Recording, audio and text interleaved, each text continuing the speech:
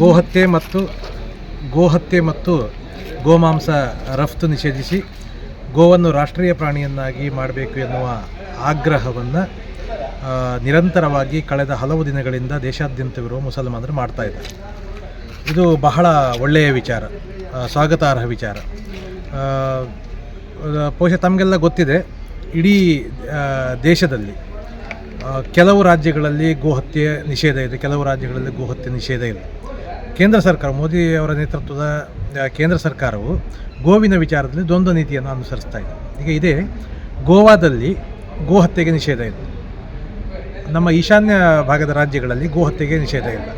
ಅಲ್ಲೆಲ್ಲವೂ ಕೂಡ ಭಾರತೀಯ ಜನತಾ ಪಕ್ಷದ ಸರ್ಕಾರವೇ ಇರುವುದು, ಮೋದಿಯವರ ಪಕ್ಷದ ನೇತೃತ್ವದ ಸರ್ಕಾರವೇ ಇರುವುದು. ಇಡೀ ಭಾರತದಲ್ಲಿ ಅಥವಾ ಇಡೀ ಜಗತ್ತಿನಲ್ಲಿ ಭಾರತ ಗೋ ರಫ್ತಿನಲ್ಲಿ 2ನೇ ಸ್ಥಾನದಲ್ಲಿದೆ. ಅದರಲ್ಲಿಯೂ ಕೂಡ ಉತ್ತರ ಪ್ರದೇಶ, ಯೋಗಿ ಆದಿತ್ಯನಾಥ್ರವರ ಉತ್ತರ ಪ್ರದೇಶ ಸರ್ಕಾರ ಭಾರತದಲ್ಲಿ ಗೋ ರಫ್ತಿನಲ್ಲಿ ನಂಬರ್ 1 ಸ್ಥಾನದಲ್ಲಿದೆ. 2ನೇ ಸ್ಥಾನದಲ್ಲಿರುವುದು BJP ಆಡಳಿತದಲ್ಲಿರುವ ಮಹಾರಾಷ್ಟ್ರ.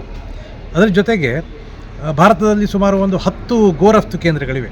ಆ ಗೋ ರಫ್ತು ಕೇಂದ್ರಗಳು ನಿಜವಾಗಿ ಮುಸಲ್ಮಾನರದ್ದಲ್ಲ, ಆದರೆ ಹೆಸರು ಮಾತ್ರ ಮುಸಲ್ಮಾನರ ಹೆಸರನ್ನು ಇಟ್ಟುಕೊಂಡು ಮುಸಲ್ಮಾನರಲ್ಲದವರು ಗೋ ರಫ್ತು ಕೇಂದ್ರಗಳನ್ನು ನಡೆಸ್ತಾ ಇದ್ದಾರೆ. ಇದು ಈ ಹಿಂದೆ ಶಂಕರಾಚಾರ್ಯ ಅವಿಮುಕ್ತೇಶ್ವರಾನಂದ ಸ್ವಾಮೀಜಿಗಳು ಕೂಡ ಇದರ ಬಗ್ಗೆ ತಕರಾರನ್ನು ಎತ್ತಿದರು. ಪ್ರಮೋದ್ ಮುತಾಲಿಕ್ ಅವರು ಕೂಡ ಒಮ್ಮೆ ಗೋ ರಫ್ತಿನಲ್ಲಿ ಭಾರತ 2ನೇ ಸ್ಥಾನದಲ್ಲಿ ಇದೆ ಎನ್ನುವುದನ್ನು ಹೇಳಿದ್ದನ್ನು ನಾವು ಮಾಧ್ಯಮದಲ್ಲೆಲ್ಲ ನೋಡಿದ್ದೇವೆ. ಸರ್ಕಾರದ ದ್ವಂದ್ವ ನೀತಿಗಳಿವೆ. ಇದರಲ್ಲೀಗ ಪಶ್ಚಿಮ ಬಂಗಾಳದ ಮುಖ್ಯಮಂತ್ರಿ ಸುವೇಂದು ಅಧಿಕಾರಿ ಅವರು ಹೇಳ್ತಾರೆ 14 ವರ್ಷದ ನಂತರ ಗೋವನ್ನು ಕಡಿದು ತಿನ್ಬೋದು ಅಂತ.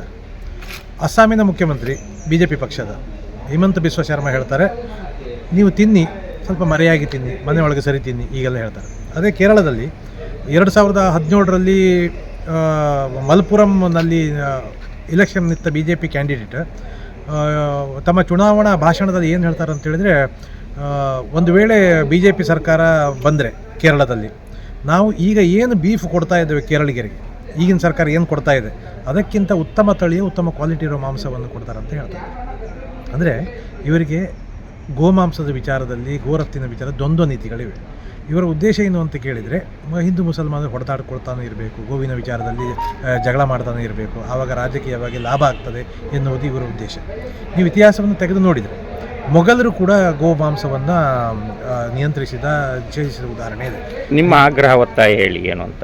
ನಮ್ಮ ಈಗ ಗೋಮಾಂಸ ರಫ್ತನ್ನು ನಿಲ್ಲಿಸಬೇಕು, ಗೋಹತ್ಯೆಗೆ ಕಠಿಣವಾದ ಕಾನೂನನ್ನು ರೂಪಿಸಬೇಕು, ಅದರ ಜೊತೆಗೆ ಗೋವೊಂದು ರಾಷ್ಟ್ರೀಯ ಪ್ರಾಣಿಯನ್ನಾಗಿ ಮಾಡಬೇಕು,